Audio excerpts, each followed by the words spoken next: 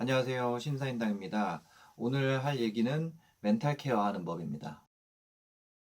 멘탈이 무너지게 되는 주요 원인은 보통은 다른 사람 때문이죠. 예, 제 내부에서 멘탈이 붕괴되는 경우는 거의 없어요. 제가 아무리 멘탈이 유리 멘탈이라도 TV에서 봐도 악플, 동료의 험담, 그런 거 멘탈 관련된 걸 찾아보면 거의 다 남 때문이에요. 내부적으로 갑자기 내가 가만히 있다가 막 힘들어지거나 이러진 않죠. 가만히 있다가 아무 이유도 없는데 우울하시거나 힘들거나 막 이러신 분들은 실제로 상담을 받아보시는 것도 도움이 됩니다. 근데 제가 얘기하는 거는 일반적인 상황에서예요.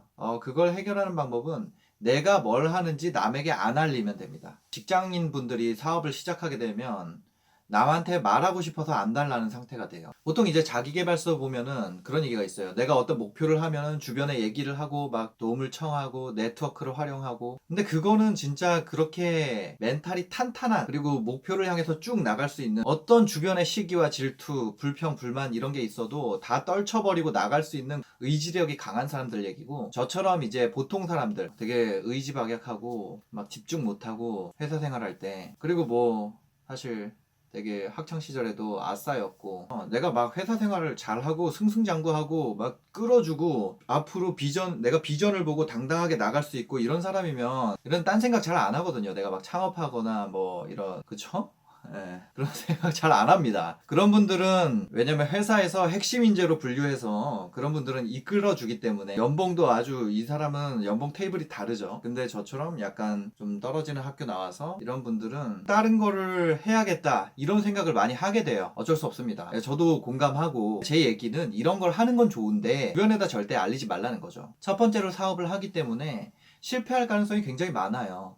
예, 제가 저번에 말씀드렸듯이 작은 금액으로 시작하라고 말씀드리고 지금 당장 벌 수 있는 거에 집중하라고 말씀드리는 이유가 뭐냐면, 처음 하게 되면 실패할 가능성이 무조건 많습니다. 처음 날 때부터 잘하는 사람이 어디 있어요. 근데 저처럼 이렇게 실패해버리면 좌절하고 완전히 자빠져 버리는 사람들은 이 실패 자체보다 그 실패를 했다는 사실을 주변 사람들이 알게 됐다는 거, 그 알게 된 자체만으로 굉장히 디프레스 되거든요. 아니죠. 실제로는 그 사람들이 내가 실패했다는 사실을 알게 돼서 나에 대해서 안 좋게 생각할까 하는 나의 걱정, 그게 제 마음을, 저 온 뇌를 완전 감싸버리고 하루 종일 그 생각에 휩싸이게 돼요. 그러다 보니까 사람이 우울해지고 다시는 창업이나 어떤 사업이나 새로운 시도를 할 생각조차 안 하게 되는 거죠. 그러면 제가 뭐라 그랬죠? 돈을 벌려면 계속 휘둘러야 된다 그랬잖아요. 더 이상 내가 어떤 공이 와도 휘두를 만한 의지나, 내가 어떤 물질적으로는 그거에 대해서 뒷받침이 돼 있다 하더라도 내 멘탈이 그거를 휘두를 수가 없게 되는 거죠. 실제로는 그렇게 안 좋게 생각하지도 않아요. 자기 사는데 바쁘기 때문에. 특히 제가 아까 얘기했듯이 저처럼 회사 메인에 있지 않은 사람, 별로 사람들 관심이 없습니다. 사람이 심리적으로, 환경적으로 이렇게 돼버리면은 다음번에 어떤 시도조차 할 수 없는 상태가 돼버리기 때문에 절대로 내가 지금 무엇을 준비하는 과정이나 이런 것들을 노출하면 안 된다. 주변 사람들은 이렇게 세 분류 정도로 정리가 돼요. 나를 아끼는 사람, 그리고 나를 싫어하는 사람, 그리고 무관심한 사람. 이 마지막 사람이 거의 절대 다수를 차지하긴 하죠. 첫 번째, 나를 아끼는 사람한테 얘기를 했을 때는 그 사람은 지금 하는 일에 집중해라 이런 조언을 해줘요. 그리고 그런 거는 잘 안 될 거다, 안 되는 이유들을 설명해주고, 너가 지금 여기에 집중해야 되는 이유를 설명해주고 그런단 말이에요. 근데 어차피 내가 회사를 떠나서 뭔가를 하고 싶어 하는 마음이 이미 생긴 이상 그거를 멈추고 가만히 있으면 계속 불만만 쌓이거든요, 속에. 그쵸? 나를 싫어하는 사람들한테는 그 말을 하는 순간 그게 무기가 됩니다. 보통 사회생활 할 때 어떻죠? 이 사람 내가 좋아하고 싫어하고를 티를 안 내죠. 굳이 그렇게 티를 내서 적을 만들 필요가 없다는 사실을 누구나 알고 있어요. 이 사람한테 어떤 무기를 하나 주는 거예요. 얘가 이런 사업을 하고 있으니까 내가 어떻게 해야겠다. 이 사람이 어떤 부정적인 목표를 잡았을 때 그 아이디어를 실행할 수 있는 첫 번째 단서를 주게 되는 거죠. 생각의 실마리를 주게 되는 거예요. 생각지도 못했을 때 그게 걸림돌이 되는 경우가 생깁니다. 그리고 세 번째, 무관심한 사람들은 얘기를 했을 때 보통은 그래, 아유, 잘해봐, 잘 될 거야, 막 이렇게 얘기를 하는데, 잘 지내? 안녕하세요, 이런 말이랑 전혀 다를 바가 없습니다. 단어만 다를 뿐이고, 어떻게 보면은 처음 사업을 시작하면 그냥 자전거예요. 내 힘으로 계속 굴려가는 거거든요. 나중에 이게 더 커가지고 큰 배가 돼서 많은 승무원이나 조력자, 노를 젓는 사람, 각각의 역할이 필요하고 어떤 도움이 구체적으로 필요할 때는 그런 구체적으로 도움이 될 수 있는 사람의 그룹을 타겟해서 그 사람한테 말하는 게 좋지, 무작위로 모든 사람한테 무작위로 말했을 때 그 말이 도움이 될 가능성은 거의 없다. 아까 마음 먹고 시작하는 단계를 넘어서서 처음에 이제 돈을 좀 벌기 시작할 때, 처음에 이제 내 통장에 돈이 어느 정도 꽂히기 시작했을 때, 이때 진짜 말하는 거 참기 어렵거든요. 그런데 이때가 더 위험해요. 주변에 어떻게든 숟가락을 조금 얹어보려는 사람들이 엄청나게 쏟아지게 됩니다. 그렇게 돼 있어요. 그 사람들이 나쁘다는 게 아니라 조언을 많이 해주죠. 이런 거 이렇게 해라 저렇게 해라, 내 마음대로 하고 싶어서 하는 거고, 이제 첫 번째 성과가 나오고 어떤 피드백이나 이런 게 필요한 단계도 아닌데, 그리고 그 사람이 이 성과에 대해서 어떻게 해서 이루어지고 이런 거를 아주 그런 거에 대해서 자세하게 얘기하는 관계도 아니에요. 그냥 이런저런 조언을 막 하게 돼요. 여러분한테 이렇게 해라 저렇게 해라. 사공이 많으면 배가 산으로 간다 그러잖아요.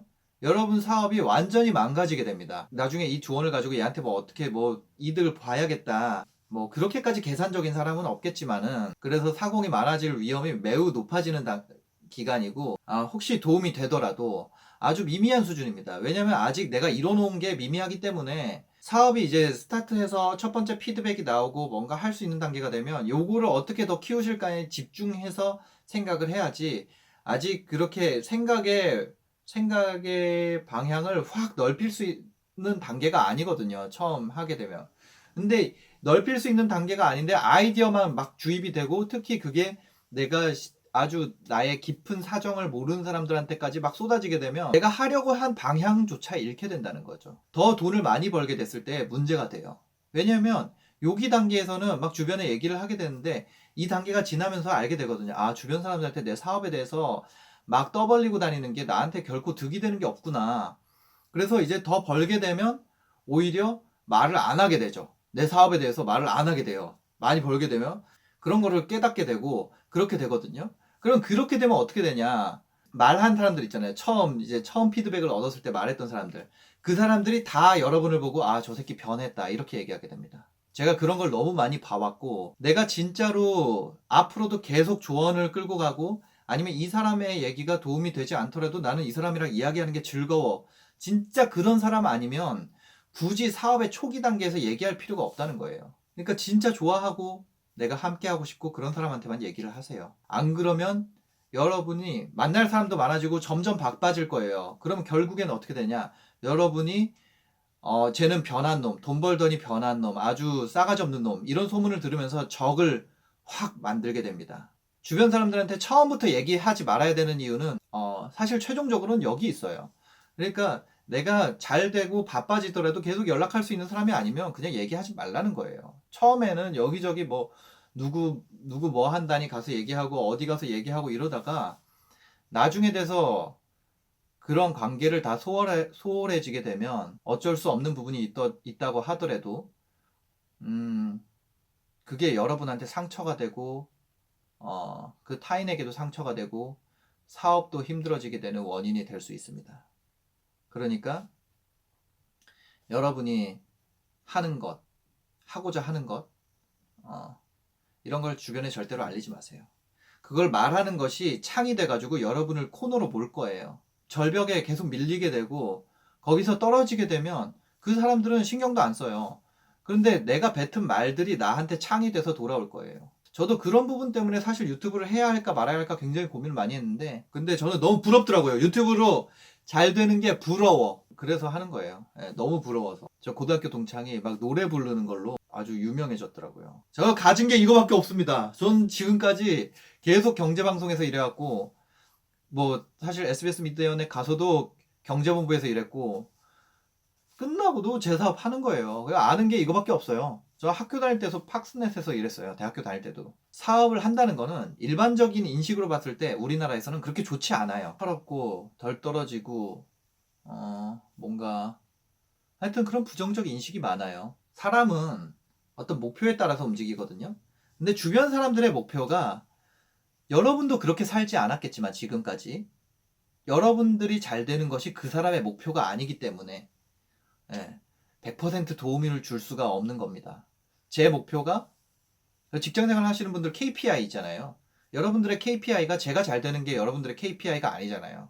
마찬가지로 뭐 나와 내 가족이 잘 되는 게 내 삶의 목표잖아요. 주변 사람들이 그렇게 여러분에게 아주 실질적인 도움을 주지 못한다는 거에 대해서 상처받을 일도 아니고, 또 그렇게 도움을 내가 막 헌신적으로 주지 못한다 그래서 그 사람이 나쁜 사람인 것도 아니에요.